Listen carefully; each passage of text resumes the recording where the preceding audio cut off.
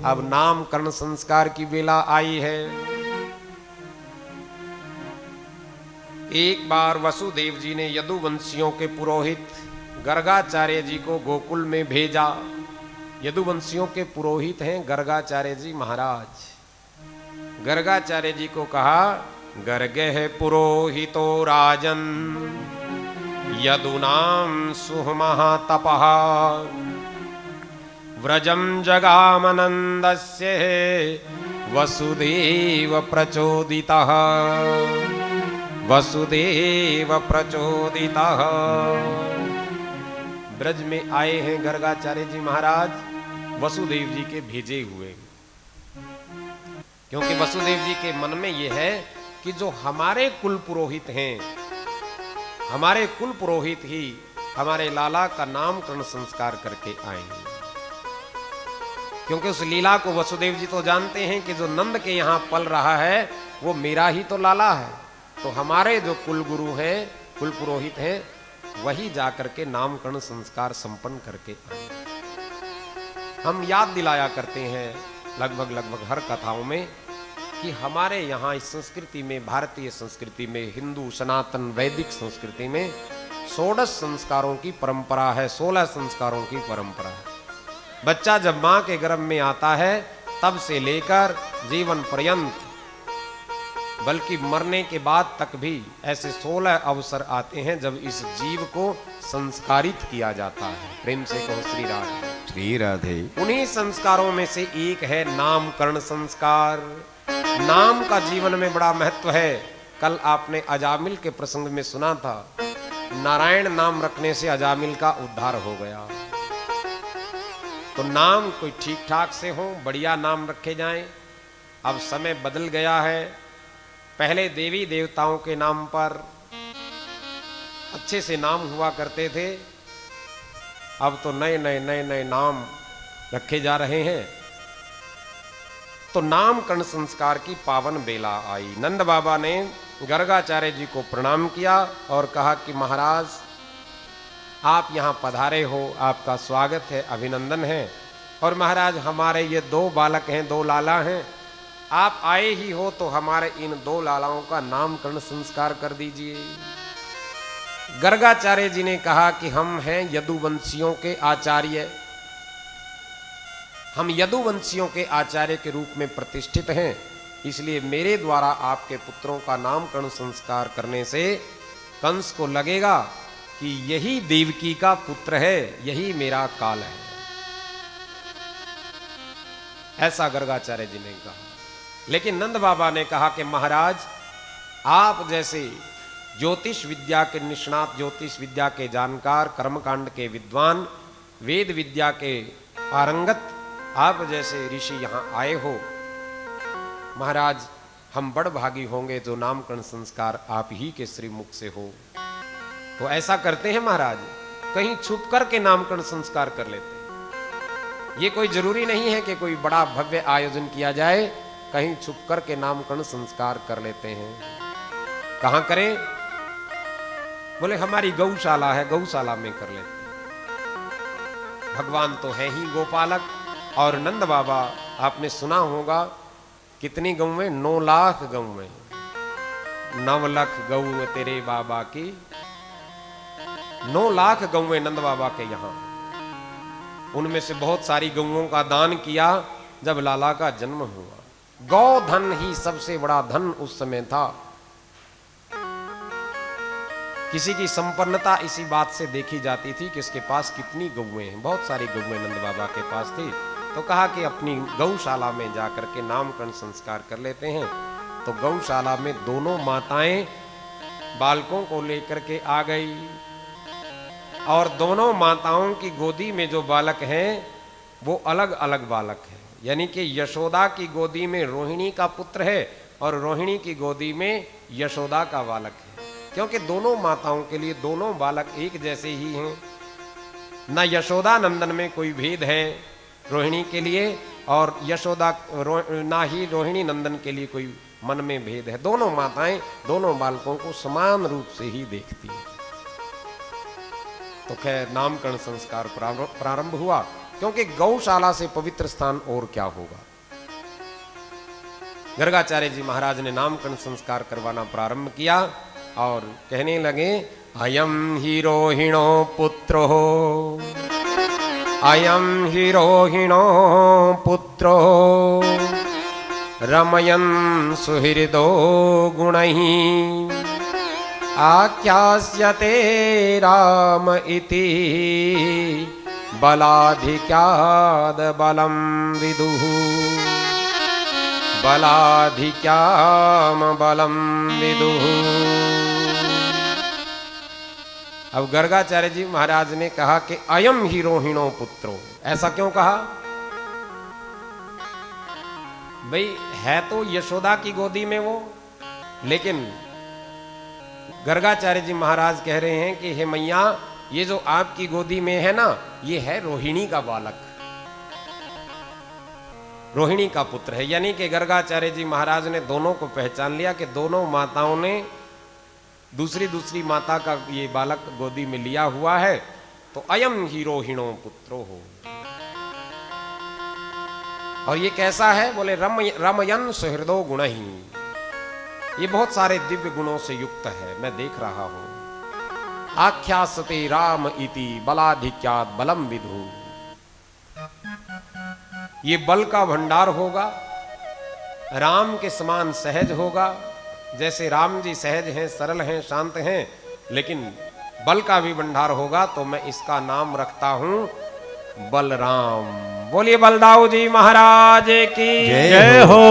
तो इस तरह से उस रोहिणी पुत्र का नामकरण संस्कार किया गया बलराम के रूप में। स्वस्ति वाचन किया, आशीर्वाद बालक को दिया। और जो रोहिणी की गोदी में पुत्र है, ये कौन है? बोले इसका तो कहना ही क्या है। बहुनि संति नामानि, इसका एक नाम नहीं है, बहुत सारे इसके नाम हैं। बहुनि संति नामानि रूपाणि च सुतस्य ते, हे जननी, आपके इस पुत्र के तो बहुत सारे नाम हैं, बहुत सारे रूप हैं, एक नाम एक रूप नहीं है। योगी जन इसको परब्रह्म के रूप में जानते और मानते हैं, भक्त जन इसको अलग अलग रूपों में अलग अलग नामों से जानते हैं।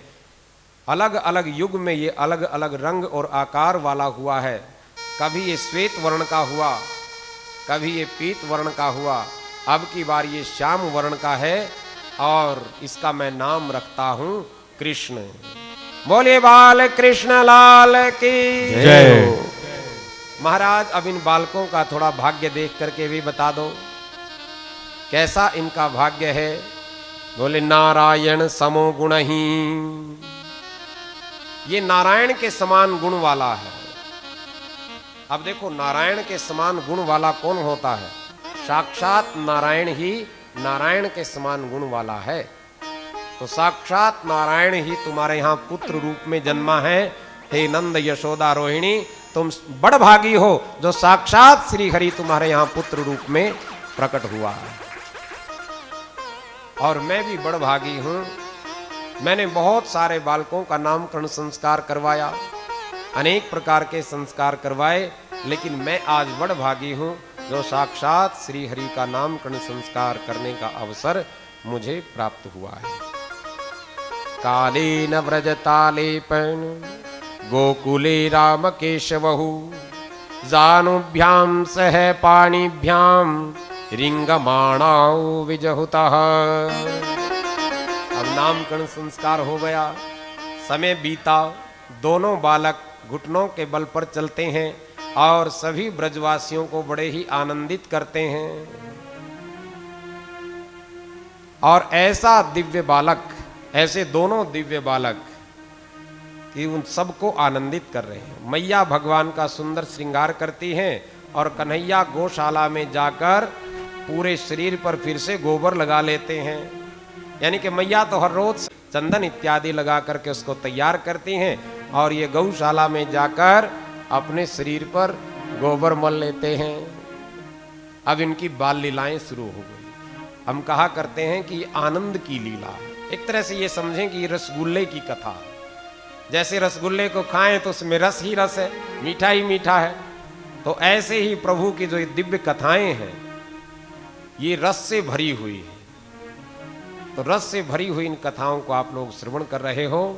बोलिए बाल कृष्ण लाल की जय हो। माखन चोरी की लीला का वर्णन किया सुखदेव जी महाराज ने। ये माखन चोरी की लीला क्या है? भगवान माखन चुराते हैं। जब वो थोड़े बड़े हुए, घरों में जाने के योग्य हो गए, तो एक दूसरे के किसी के भी घर में जाते हैं और माखन चुराते हैं। अब कोई कहते हैं कि नहीं, ये तो भगवान पर लांछन लगाते हो, उसको चोर कहते हो। नहीं, जरा कल्पना करके देखिए, इस कथा को ठीक से अध्ययन कीजिए, सुनिए। चोर वो होता है जो चोरी करे तो उस चोर को खूब दंड दिया जाता है। कोई चोर किसी के घर में आए तो क्या हम उसको दोबारा ये कहेंगे कि बढ़िया किया तुमने चोरी कर ली, कल फिर आना? ऐसा कोई कहेगा? बल्कि उल्टा, कोई चोर यदि पकड़ा जाए तो बेचारे की उसकी ऐसी धुनाई कर दी जाती है, दोबारा तो उस गली मोहल्ले गांव में दिखाई नहीं देगा। ऐसे ही होता है ना। और ज्यादा सजा देनी हो तो फिर उसकी FIR दर्ज हो जाती है, जेल में उसको बंद कर देते हैं। लेकिन ये कैसी चोरी है? कन्हैया आए तो शिकायत, नहीं आए तो मन में ये हो जाता है ग्वालिनों कुन गोपियों के, कन्हैया आया नहीं, कन्हैया आया नहीं, क्या बात हो गई। जब वो दूध बिलोती हैं, गौओं को दूहती हैं, दूध निकालती हैं, तब मन में उनके ये विचार चलता है कि मेरा ऐसा दिव्य माखन तैयार हो, वो नंद का छोरा मेरे घर में कल फिर आए, अपने सखाओं को भी लेकर के आए। यदि वो उससे ईर्ष्या करती तो फिर ऐसा भाव क्यों होता? माखन चुराते हैं तो कभी उसको वो पकड़ती हैं, कभी मारती हैं, कभी उनसे हाथ से छूट करके वो भाग जाता है, कभी मैया यशोदा के पास उल्हाना लेकर के जाती हैं, मैया आज तेरे लाला ने हमारी मटकी फोड़ी। मैया उनको समझाती है, अरे एक काम किया करो, देखो आप अपनी माखन की मटकी को कहीं अंधेरे में रख दिया करो, दूर भीतर वाली कोठरी में रख दिया करो। एक ग्वालन कहने लगे कि अरे यशोदा रानी, आप क्या जानो, मेरे पास तो एक इतनी बढ़िया मटकी थी, मेरी दादी सास के समय की मटकी थी, इतनी बढ़िया मटकी, और मैंने वो अंधेरे में ही रखी, लेकिन जहां ये तेरा लाला जाता है ना मैया, वहां अंधेरा रहता ही नहीं, वहां प्रकाश ही प्रकाश हो जाता है। अब देखो, कहा तो उन्होंने ये कि जो इसके हाथ पांव में जो आप ये डाल के रखते हो ना, कंगन इत्यादि, कि इनसे इतना प्रकाश होता है कि अंधेरा दूर हो जाता है। लेकिन इसका आध्यात्मिक भाव क्या है? ध्यान देना मेरी माताओं, जहां भगवान की सत्ता है, जहां भगवान का भजन है, जहां भगवान की भक्ति है, जहां भगवान के प्रति प्रेम है, फिर वहां अज्ञानता का अंधेरा नहीं रहता। बोलो, प्रकाश ही प्रकाश हो जाता। अंधेरा तो तभी तक है जब तक जीवन में ब्रह्म संबंध नहीं है। ब्रह्म संबंध जुड़ जाए तो फिर तो उजाला ही उजाला है। तो इस तरह से कभी उल्हाना, कभी शिकायत ना आए तो फिर मन में वो फिर सोचने लगे, क्या बात हुई, नंद का छोरा आयो नहीं, नंद का छोरा आयो नहीं। यानी कि कृष्ण दर्श लालसा। फिर वो किसी ना किसी बहाने फिर नंद भवन में जाती हैं, कोई ना कोई बहाना लेकर के जाती हैं, और बहाने के बहाना तो किसी और बात का है, और जाती किस लिए है कि इस बहाने कृष्ण का दर्शन हो जाएगा। कृष्ण दर्श लालसा लेकर के वो गोपियां जाती रहती हैं। देखिए, भगवान की जो ये दिव्य लीला है, संतों महापुरुषों ने इसको अनेकों भावों से सजाया है, बहुत सारे भाव। वत्सान मुंचन क्वचित समय क्रोश संजात हासः। एक उल्हाना और मैया के पास लेकर के गई थी एक बार गोपियां, कि हे मैया, तेरा जो ये लाला है ना, वत्सान मुंचन क्वचित समय, बिना समय ही बछड़ों को खोल देता है। यानी कि गौ दोहन का जो समय होता है भाई, उस समय बछड़ा खुले तो बात अलग है, लेकिन ये तो किसी भी समय आकर के बछड़ों को खोल देता है। फिर बछड़े खुले हुए क्या करते हैं, वो सारा दूध पी जाते हैं, ऐसा होता है ना। भाई बिना समय के बछड़े खोल देता है। लेकिन इसमें रहस्य क्या बताया, वत्सान मुंचन क्वचित समय। भगवान अपने भक्तों को बंधन मुक्त करना ही जानते हैं। उनको बंधन में वो बंधे रहना नहीं देख सकते, बल्कि अपने भक्तों को बंधन मुक्त करना चाहते हैं। वत्सान मुंचन, तो भगवान अपने सभी भक्तों को बंधन मुक्त करें, ऐसी प्रभु के चरणों में प्रार्थना। देखो ये जो कृष्ण लीला है, जो कृष्ण चरित्र है, अनेक दिव्य भावों से महापुरुष लोग इसको सजाया करते हैं। मैंने निवेदन किया ना, भगवान श्री कृष्ण पुष्टि पुरुषोत्तम, ये पुष्टि पुरुषोत्तम जीव पर कृपा करते हैं। और जीव पर कृपा करते हैं तो फिर कुछ सीढ़ियां हैं भक्ति में, उन सीढ़ियों पर भक्त चढ़ता है तो ये पुष्टि पुरुषोत्तम उसका कल्याण करते हैं। कैसे?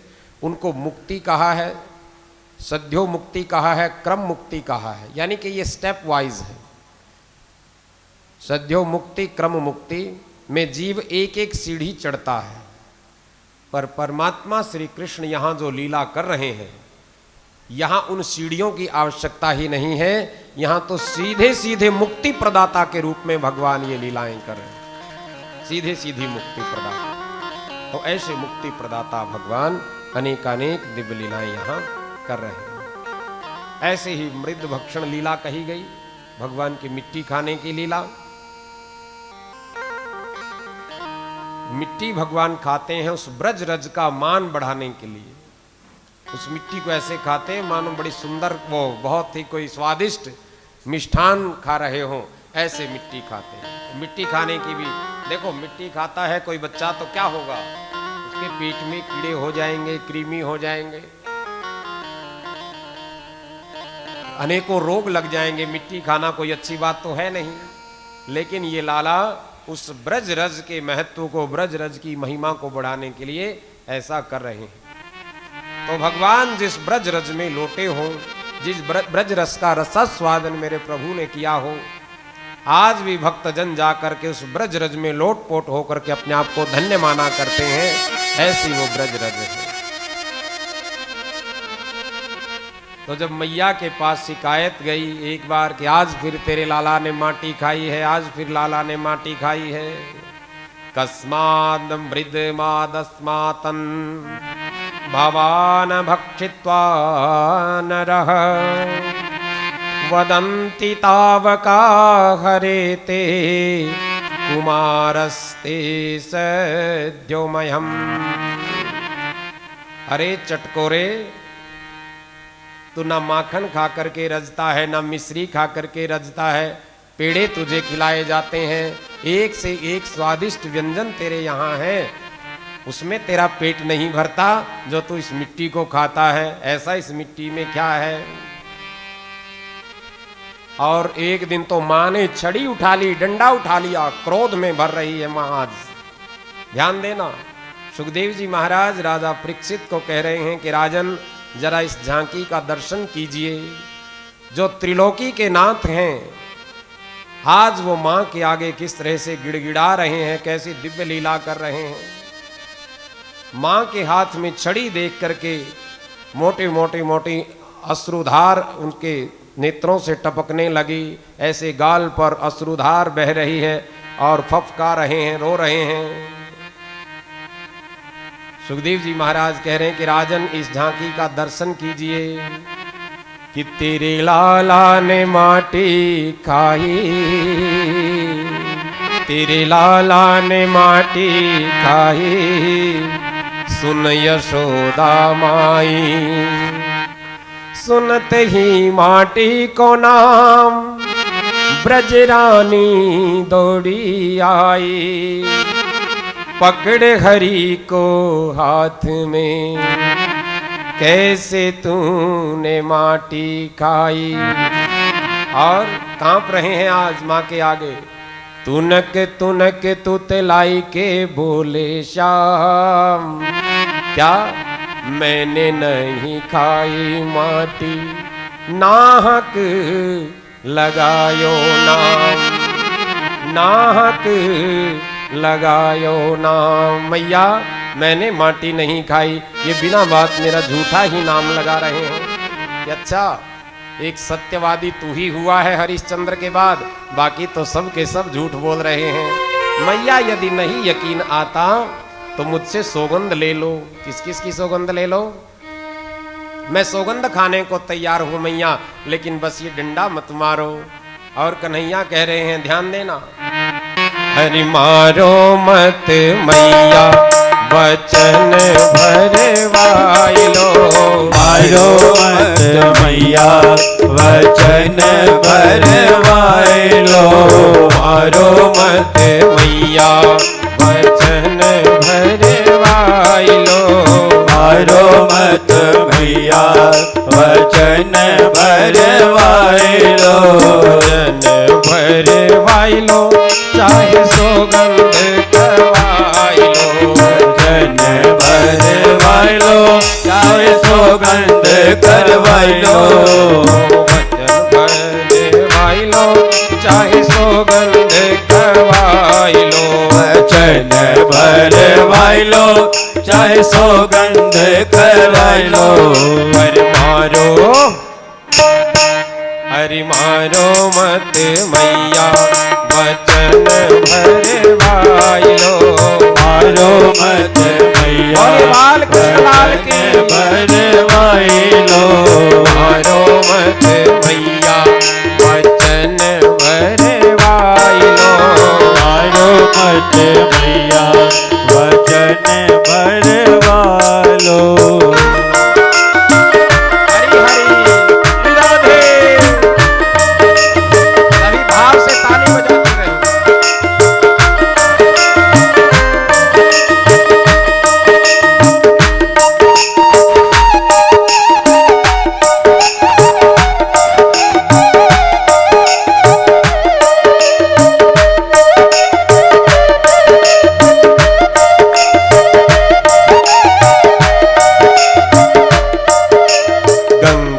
की खवाई लो, चाहे यमुना की खवाई लो। गंगा की खवाई लो, चाहे यमुना की खवाई लो। गंगा की खवाई लो, चाहे यमुना की खवाई लो। गंगा की खवाई लो, चाहे यमुना की खवाई लो। क्षीर सागर में, क्षीर सागर में माहे ठाड़ो करवाई लो। क्षीर सागर में माहे ठाड़ो करवाई लो। ब्रज की भाषा है ठाड़ो, यानी कि खड़ा करवा लो क्षीर सागर में। ओ क्षीर सागर में, क्षीर सागर में मोहे ठाड़ो करवाई लो। मारो मत मैया, मारो भरवाई लो। हरि मारो मत मैया, वचन भरवाई लो। हरि हरि।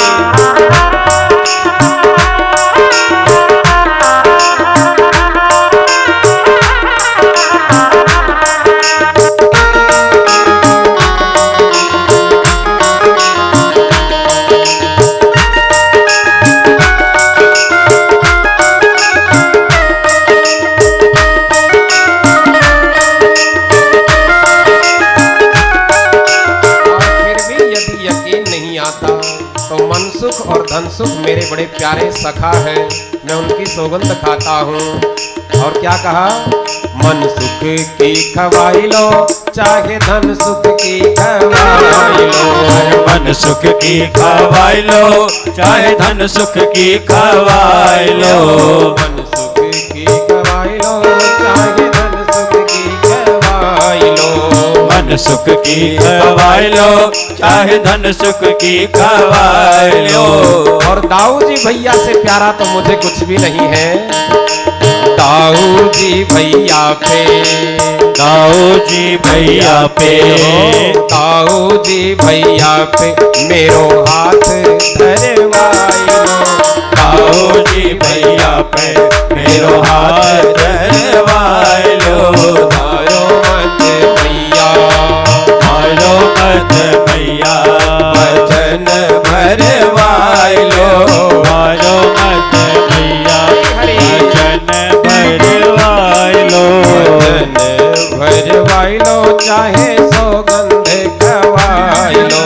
वचन भरवाइलो चाहे सौगंध खवाइलो। मारो मत भैया, वचन भरवाइलो। मारो मत भैया, वचन भरवाइलो।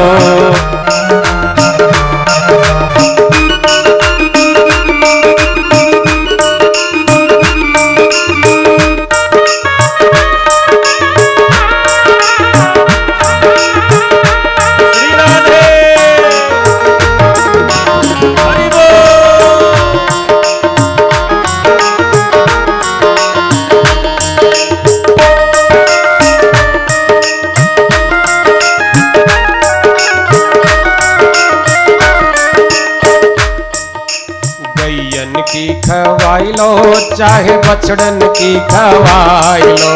गैयन की खवाइलो चाहे बछड़न की खवाइलो। गैयन की खवाइलो चाहे बछड़न की खवाइलो। गैयन की खवाइलो चाहे बछड़न की खवाइलो।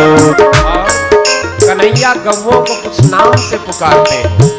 उनमें दो गौओं के नाम ऐसे हैं, कन्हैया को वो बड़ी प्यारी हैं दोनों गौएं। कौन कौन सी? गोरी घूमर पर, गोरी घूमर पर, गोरी घूमर पे मेरो हाथ धरवाइलो। गोरी घूमर पर मेरो हाथ धरवाइलो।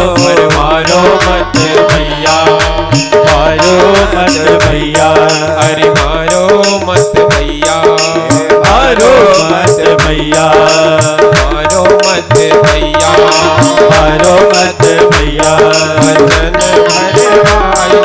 मारो मत भैया, वचन भरवाइलो। मारो मत भैया, वचन भरवाइलो। मारो मत भैया, वचन भरवाइलो। भरवाइलो चाहे सौगंध खवाइलो। वचन भरवाइलो चाहे सौगंध खवाइलो। वचन भरवाइलो चाहे सौगंध खवाइलो। वचन भरवाइलो चाहे सौगंध खवाइलो। मारो मत भैया, मारो मत भैया, वचन भरवाइलो। मारो मत भैया, वचन भरवाइलो। मारो मत भैया, वचन भरवाइलो। मारो मत भैया, वचन भरवाइलो। मारो मत भैया, भरवाइलो। बोली बाल कृष्ण लाल की जय हो। देखो ये रस पूर्ण कथा है, भगवान की दिव्य कथा, हम बार बार याद दिलाते। और एक निवेदन और हम किया करते हैं, भाई इस कथा में सब आनंद के साथ बैठा करो। जो भी चिंताएं हैं, जो भी घर, कारोबार, परिवार, समाज, संसार की जो भी बातें हैं, उन सब चिंताओं को गेट के बाहर ही उतार करके आया करो। जैसे जूते चप्पल उतार करके बैठते ना कथा में, ऐसे ही अपने मन की टेंशन, तनाव, घर परिवार के जो भी बातें हैं, उन सब को थोड़ी देर के लिए बाहर छोड़ दिया करो। कह दिया करो कि अब हम थोड़ी देर में आए, तब आपसे मिलेंगे।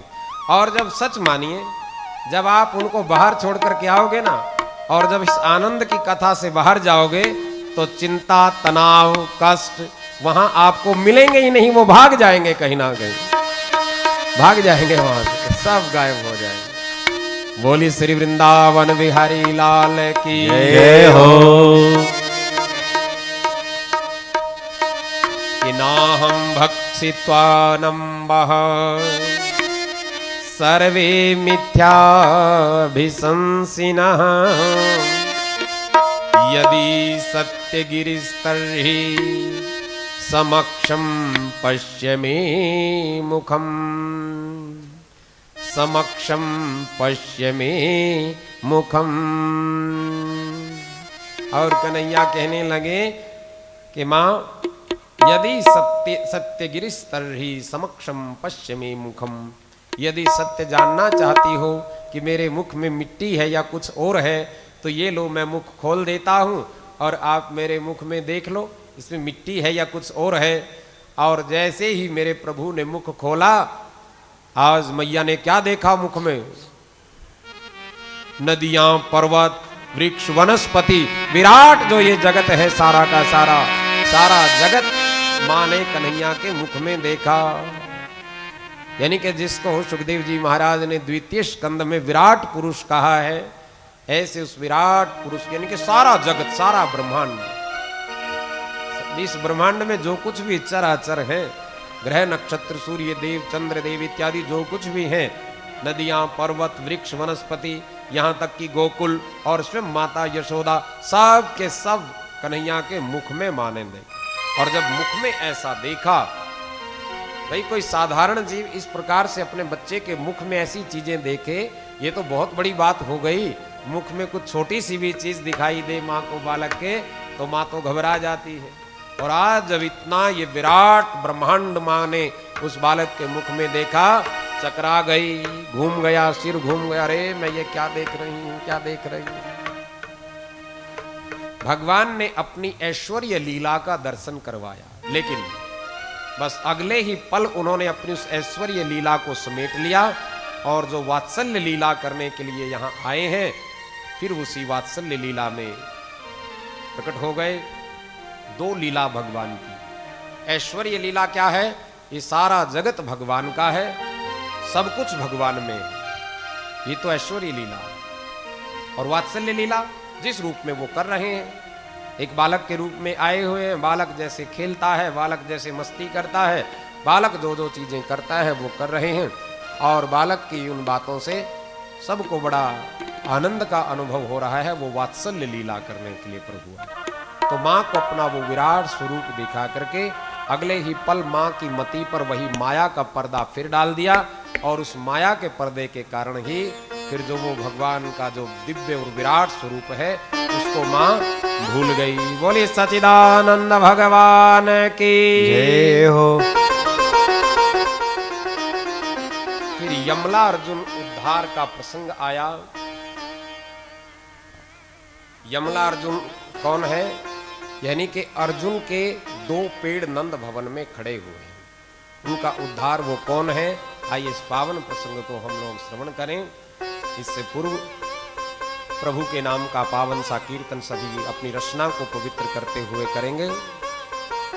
राधे गोविंद गोविंद हे गोपाल नंद लाल, राधे गोविंद गोविंद हे गोपाल नंद लाल, राधे गोविंद गोविंद हे गोपाल नंद लाल, राधे गोविंद गोविंद हे गोपाल नंद लाल, राधे गोविंद गोविंद हे गोपाल नंद लाल, राधे गोविंद गोविंद हे गोपाल नंद लाल, राधे गोविंद गोविंद हे गोपाल नंद लाल, राधे गोविंद गोविंद हे गोपाल नंद लाल, हे गोपाल नंद लाल, हे गोपाल नंद लाल, हे गोपाल नंद लाल, हे गोपाल नंद लाल, हे गोविंद गोविंद हे गोपाल नंद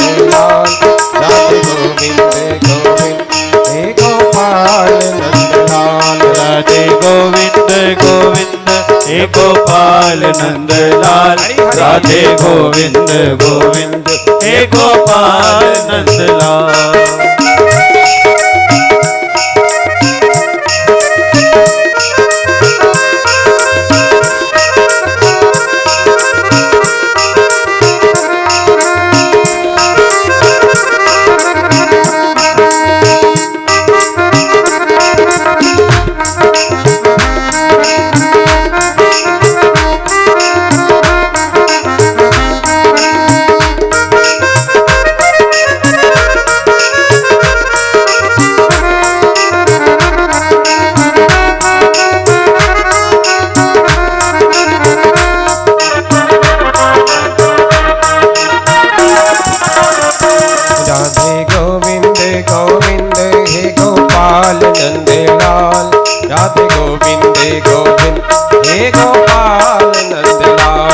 राधे गोविंद गोविंद हे गोपाल नंदलाल राधे गोविंद गोविंद हे गोपाल नंदलाल नंद गाँव का छोरा हरि ले गयो मनवा मोरा वो नंद गाँव का छोरा हरि ले गयो मनवा मोरा नंद गाँव का छोरा हरि ले गयो मनवा मोरा वो नंद गाँव का छोरा ले गयो मनवा मोरा कांधे पे कमरिया तारी और चितवन चित चकोरा कांधे पे कमरिया कारी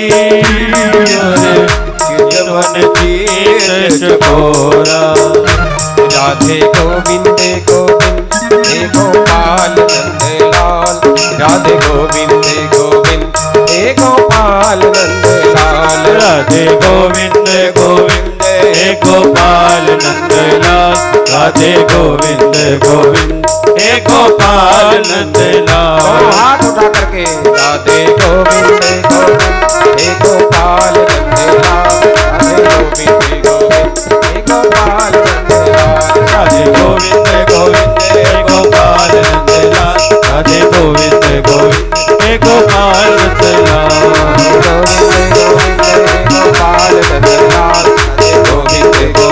हे गोपाल नंदलाल राधे गोविंद गोविंद हे गोपाल नंदलाल राधे गोविंद गोविंद हे गोपाल नंदलाल गोपाल नंदलाल हे गोपाल नंदलाल हे गोपाल नंदलाल जय जय श्री राधे जय जय श्री राधे जय जय श्री राधे श्याम एकदा गृहीदासीषु यशोदा नन्दगोहिनी करमान्त्रनियुक्ताशु निरमन्तं स्वदं दधिः। एक बार यशोदा रानी दासियों को घर के अन्य काम में लगाकर स्वयं अपने हाथों से भगवान श्री कृष्ण के लिए दधी मंथन करने लगी और दधी मंथन कर रही है तो क्या कर रही है फिर उस समय भगवान के नाम का कीर्तन गा रही। देखो ध्यान देना, माताओं के काम की बातें।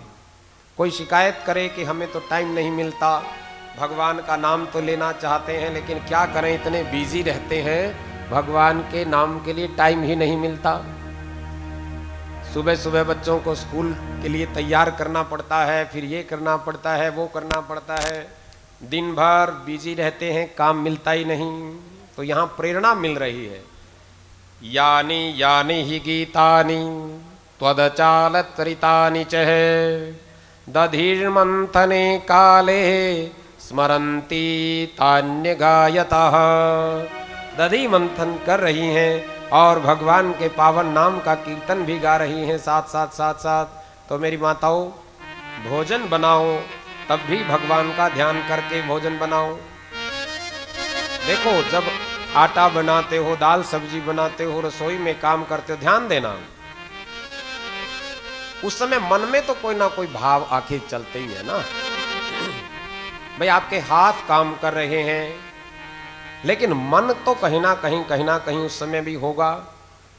तो भगवान वो भोजन बनाते समय मन ही मन भगवान का ध्यान किया करो। फिर जो आप रसोई बनाओगे, जो भोजन वहां तैयार होगा, वो भोजन साधारण भोजन नहीं होगा बल्कि वो भगवान का भोग तैयार हो जाएगा। और उसको जो भी उस भोग को खाएगा, फिर चाहे पति देव खाएं, बेटा बेटी खाएं, सास ससुर खाएं, आप स्वयं खाओ, कोई भी उस भोजन को ग्रहण करो तो वो अमृत के समान ही भोजन बन जाता है। प्रेम से कहो श्री राधे। श्री राधे। तो मैया यशोदा दधी मंथन करती हुई भगवान के चरित्रों का, बाल चरित्रों को याद करके और उनका गान कर रही हैं। इतने में ही कन्हैया मैया के पास आए। उनकी स्तनपान करने की इच्छा, यानी कि मां का दूध पीने की इच्छा उनकी हुई और दही की मथानी को पकड़ लिया। मैया समझ गई कि लाला को भूख लगी है, पहले लाला को अपने दुग्ध का पान करा दूं, बाकी का काम फिर कर लूंगी। ताम स्तनय कामे आसाध्य मंथयन्ति जननीं हरिं गृहीत्वा दधी मंथानं नयेषेत प्रतिमावहनम। तो यशोदा मैया भगवान को अपना दिव्य दुग्ध पान कराने लगी। जो माँ का दूध अमृतोपम कहा गया है, अमृत के समान माँ के दूध को कहा गया है, तो उस अमृतोपम दुग्ध का पान मैया यशोदा लाला को कराने लगी। जैसे ही बालक को दुग्ध का पान करा रही हैं तो मैया की दृष्टि चली गई चूल्हे पर। चूल्हे पर रखा था दूध उबलने के लिए, वो दूध गर्म करने के लिए रखा हुआ था। अब ध्यान देना, इस प्रसंग पर हम एक बात कहा करते हैं कि माताएं धन्य हैं जो एक समय में एक साथ कई कई काम करने पड़ते हैं ना माता। क्यों बहनों, कई कई काम एक साथ करने पड़ते हैं। आपको चूल्हा भी संभालना है, चूल्हे पर भी कई बार दो दो चीजें रखी रहती हैं। आजकल तो तीन तीन चार चार चूल्हे होते हैं, एक पे कुछ रखा है, एक पे कुछ रखा है, सबको संभालना होता है। बच्चों को भी संभालना होता है। पति देव ऑफिस के लिए या फैक्ट्री के लिए जाने के लिए तैयार हो रहे हैं, वो भी कभी कुछ पूछते रहते हैं, उनको भी संभालना होता है। सारे काम एक साथ करने होते हैं। तो वो चूल्हे पर दूध रखा था, दूध पर दृष्टि गई, दूध में उबाल आ रहा था। तो क्या किया? अब ऐसे समय में क्या करे माँ, कोई क्या करेगी ऐसे समय? दूध को छोड़ दे ऐसे ही, वही निकलता रहे दूध? नहीं, पहले क्या करेगी? पहले दूध को संभालना है। तो कन्हैया को रखा एक और, ये लो बेटा मैं अभी आई, जल्दी जल्दी से कन्हैया, क्योंकि जब दूध उबल रहा हो, उबाल आ रहा हो, तो एकदम से दौड़ दौड़ करके मैया जाती। आजकल भी हम देखते हैं, पहले तो आराम से मोबाइल में कुछ देख रही हैं, फिर जब दृष्टि जाती है चूल्हे पर, ओहो दूध निकल गया, फिर बस वो मोबाइल को रखा और एकदम दौड़ करके वहां जाती है। मोबाइल को भी साथ ही ले जाते हैं बल्कि। तो इस तरह से जब मैया वहां गई तो अतृप्तम मुत्सलज्रज, यानी कि अतृप्त कन्हैया को आया गुस्सा। अभी वो दुग्ध पान करके तृप्त नहीं हुए थे, मां ने बीच में ही दुग्ध पान को रोक दिया और ऐसे में कन्हैया को गुस्सा आ गया। मां के चले जाने से भगवान को बड़ा क्रोध हुआ और उनके लाल लाल होठ कांपने लगे क्रोध के मारे। बच्चा जब गुस्से में होता है ना, तो ऐसा गुस्सा उनको आया और उन्होंने वो जो मटकी थी ना, उस मटकी को फोड़ दिया। पास में एक डंडा रखा था, वो डंडा उठाया, मटकी को दे मारा गुस्से में। अब बच्चों के हाथ में तो जो आता है वही कर देते। उधर से मटकी फूटी। मैया ने देखा, रे लाला ये तूने क्या कर दिया? अब मैया को भी क्रोध आया। मैया यशोदा को इतना क्रोध आया और मां को देख करके झूठे मूठे ही आंसू उसने निकाल लिए। नटखट तो है, लीलाधारी है, अनेक लीला करते हैं, चलिया है, तो मोटे मोटे आंसू टपकने लगे। लेकिन मैया ने सोचा कि कन्हैया आज तुझे सबक सिखा करके रहूं, हर रोज कुछ ना कुछ गड़बड़ करता है, आज तो तुझे सबक सिखा करके ही रहूंगी। अब ओखल पर बैठ गए कन्हैया जा करके, रोने का झूठ मूठ रोने का ही नाटक कर रहे हैं। मैया ने सोचा कि आज तेरे को इस ओखल से ही बांध देती हूं, बस यहां से कहीं जाने नहीं दूंगी, यहीं बैठा रहो। और दौड़ी दौड़ी मैया गई अंदर, एक रस्सी उठा करके लाई, तेरे को मैं सबक सिखाती हूं, अभी देखते हूं। हर रोज तंग करता है, माताएं ऐसा ही करती है ना बच्चों के साथ। तो दौड़ी दौड़ी अंदर गई, रस्सी लेकर के आई, रस्सी बांधने लगी। रस्सी थी बड़ी लंबी, कन्हैया का शरीर छोटा, लेकिन मैया जब बांधने लगी तो बंधे ही ना। 2 उंगल रस्सी कम पड़ गई, यानी कि रस्सी छोटी पड़ गई। कितनी छोटी पड़ी? बोलो 2 उंगल। भैया फिर गई, बांधना तेरे को जरूर है, सबक जरूर सिखाऊंगी। फिर गई अंदर, एक रस्सी और ढूंढ करके लाई, रस्सी में वो रस्सी बांधी, फिर बांधने लगी। अब कन्हैया तो इतना मोटा तो बड़ा तो शरीर है नहीं, है तो साधारण से बालक, रस्सी में आसानी से बंध सकते थे, लेकिन उस रस्सी से भी मेरी माताओं 2 उंगल फिर छोटी पड़ गई। सुखदेव जी महाराज कह रहे हैं, राजन इस झांकी का जरा दर्शन कीजिए, भगवान क्या लीला कर रहे हैं। घर की जितनी भी रस्सियां थी मैया ने सारी रस्सी बांधी, और जब भी वो कन्हैया को बांधने लगे उन रस्सियों से, हर बार 2 उंगल छोटी पड़ जाती हैं। प्रेम से कहो श्री राधे, श्री राधे। 2 उंगल छोटी।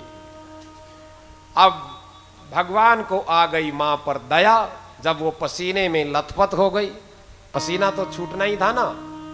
अब देखो दौड़ी दौड़ी अंदर जाती हैं, अंदर से रस्सी लेकर के आती हैं, लेकिन बंधे ना तो परेशान हो गई। कभी अपनी दुपट्टे से पसीने को पोंछें, कभी कुछ करें, पसीने में लथपथ, सोच रही हैं कि ये हो क्या रहा है, लेकिन मैं बांधूंगी जरूर। बस बांधने की जिद हो गई। भगवान को बंधन में बांधने की जिद जब साधक की हो जाती है, तो भगवान फिर कृपा करते हैं और भक्त के बंधन में बंध जाते हैं। कुछ तो हम साधन करें, थोड़ा बहुत तो प्रयत्न करें, कुछ तो साधना करें, कुछ तो भगवान के नाम का जप, ध्यान, पूजन, कीर्तन इत्यादि, यानी कि साधक का श्रम। ध्यान देना, साधक का जब श्रम होता है, मेहनत होती है साधक की, तो भगवान फिर उस भक्त पर कृपा कर देते हैं। फिर बंधन में बंध गए। अब सुखदेव जी महाराज से राजा परीक्षित पूछने लगे कि गुरुदेव, ये 2 उंगल ही रस्सी छोटी क्यों पड़ जाती थी, इसका क्या रहस्य है?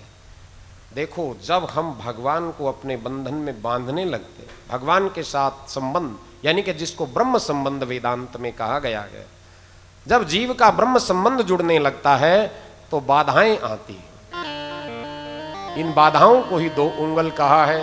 पहली बाधा काम की या क्रोध की बाधा। काम और क्रोध रूपी जो विकार हैं, इन 2 विकारों को ही 2 उंगल छोटी कहा गया है। ये कम पड़ जाती हैं भगवान को बांधने में।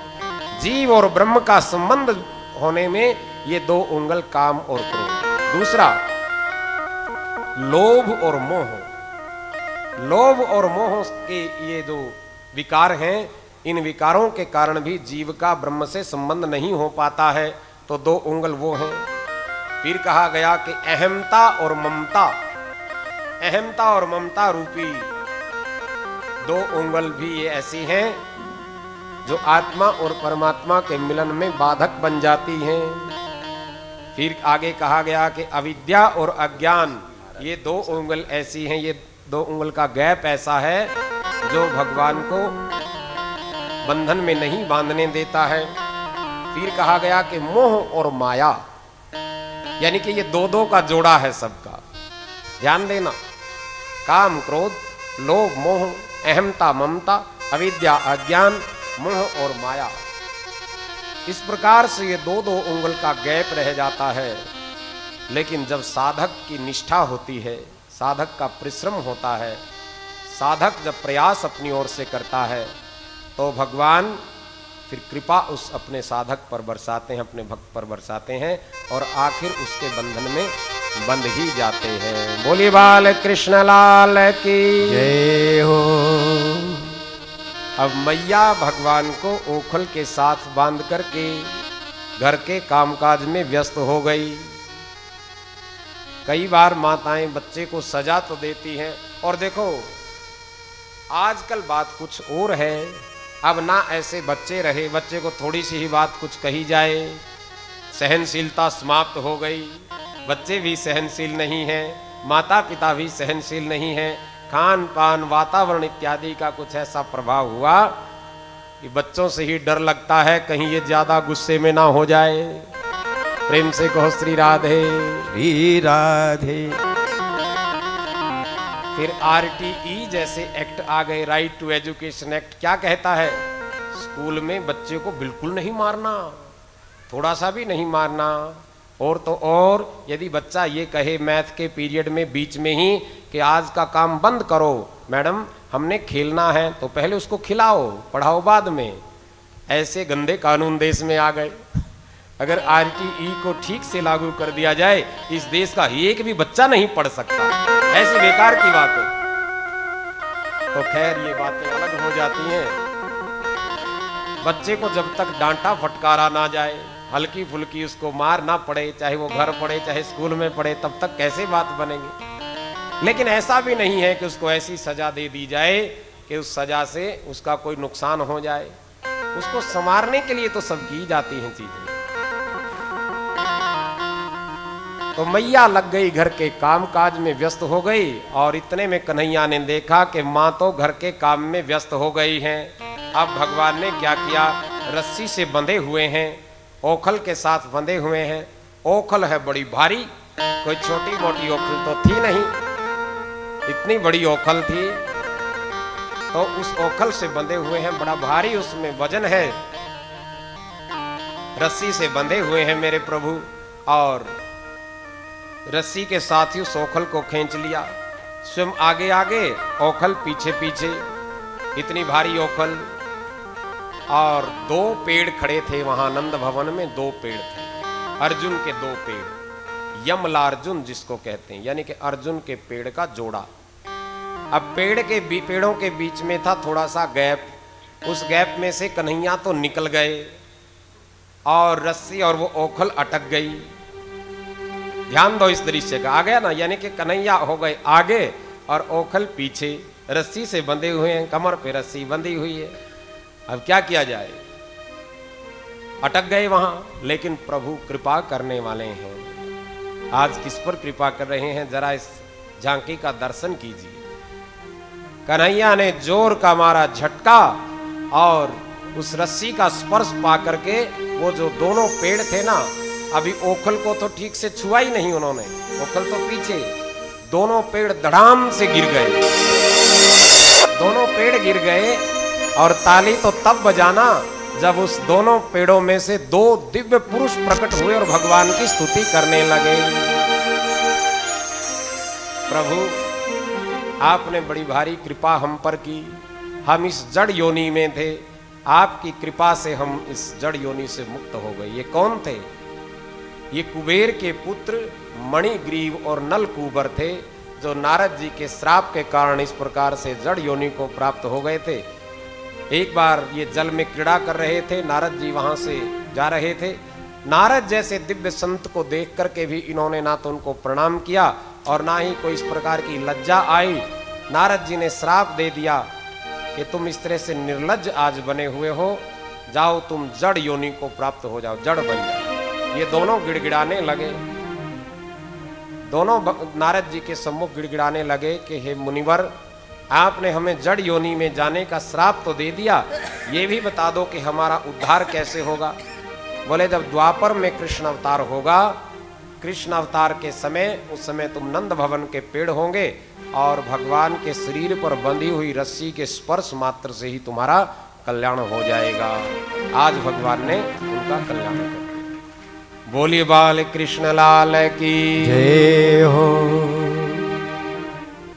तो ऐसी दिव्य लीलाएं भगवान कर रहे हैं। देखो एक बात हम कहा करते हैं, भगवान कोई इतने जटिल वस्तु नहीं है कि कोई समझ में ना आए, इतनी दूर वो नहीं है कि उनको प्राप्त ना किया जाए।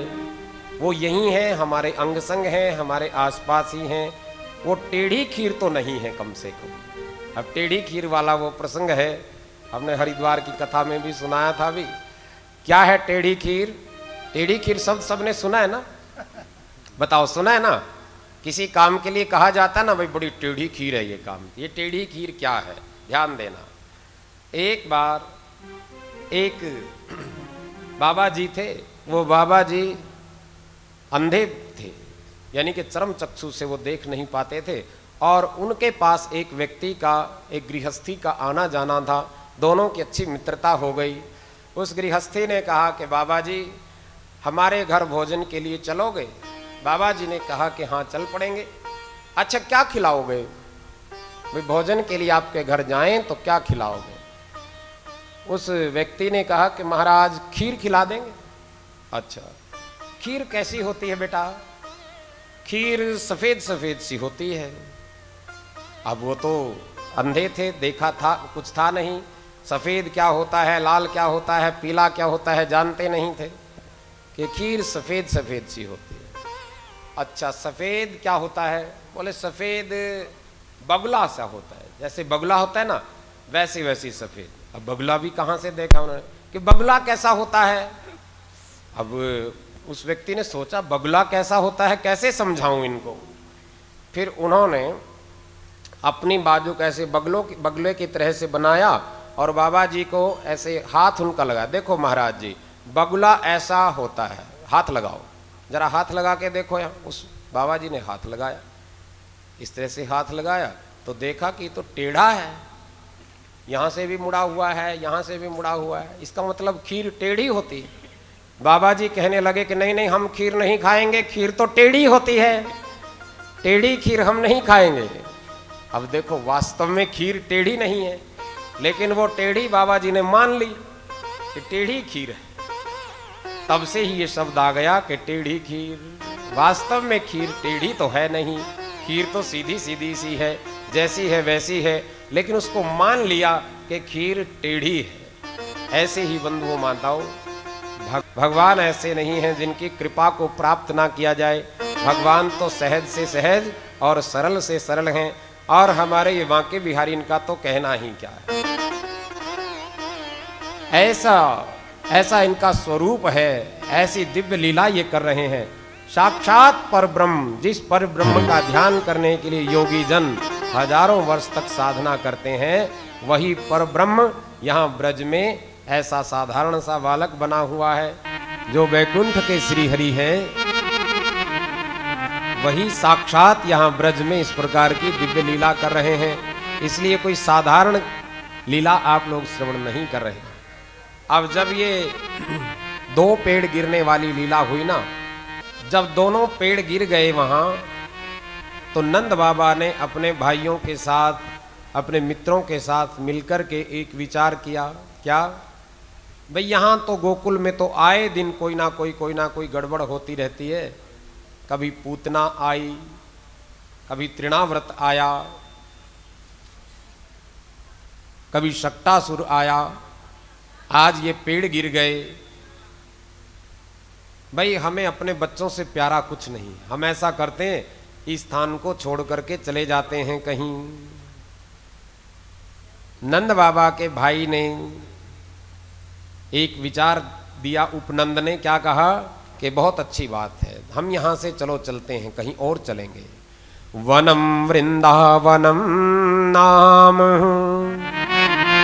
वनम वृंदावनम नाम, पश्यम नवकाननम, गोप गोपी गवाम सेव्यम, पुण्याद्रिवृष्णविशतम।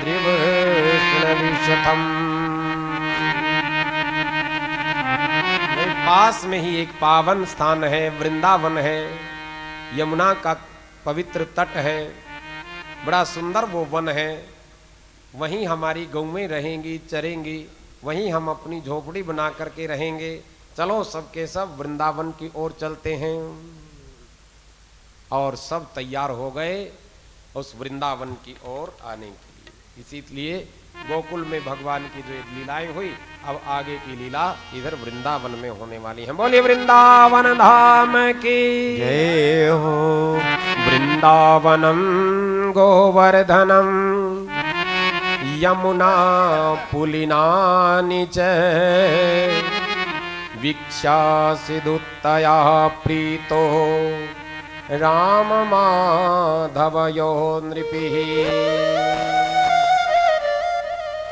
और संतों ने तो इस भाव को कुछ ऐसे भी सजाया है कि वृंदावन की ओर ऐसे ही नहीं चल दिए, बल्कि श्री राधा रानी का बरसाना जहां है, श्री राधा रानी ही भगवान को अपनी ओर आकर्षित कर रही हैं। बोली राधा रानी सरकार की। वृंदावन वृंदावन वृंदावन कहो रे।